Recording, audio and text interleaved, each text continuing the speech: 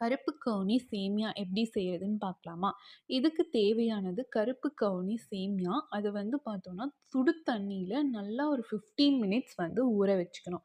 ஊற வச்சதுக்கப்புறம், நம்ம அந்த கேப்ல இட்லி பாத்திரத்தில தண்ணி ஊத்தி நல்லா கொதி வந்ததுக்கப்புறம், அந்த ஊறுன கருப்பு கவுனி சேமியாவ இட்லி பாத்திரத்தில இந்த மாரி வச்சுக்கணும். உங்ககிட்ட ஸ்டீம் இருக்குன்னா, அத கூட யூஸ் பண்ணிக்கலாம். இல்லாதவங்க இட்லி பாத்திரத்தில இந்த மாரி வச்சுக்கலாம்.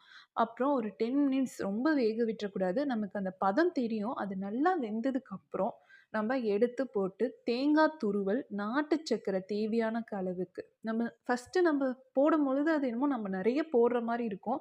ஆனா ஒரு 10 மினிட்ஸ் கழிச்சு நம்ம சாப்பிடும்போது அந்த இனிப்பே கொஞ்சம் இல்லாத மாரி ஆயிடும். நல்லா கிளறி விட்டு ஒரு 10 மினிட்ஸ் வச்சு கல்ல போட்டு கல்ல வந்து நம்ம நைட்டே ஊற வச்சு போடுறது இன்னமுமே டேஸ்ட்டு குடுக்கும். போட்டு நல்லா கலந்து சாப்பிடும்போது ரொம்பவே டேஸ்ட் அல்டிமேட்டா இருக்கும். ஹெல்த்தியான பிரேக்ஃபாஸ்ட்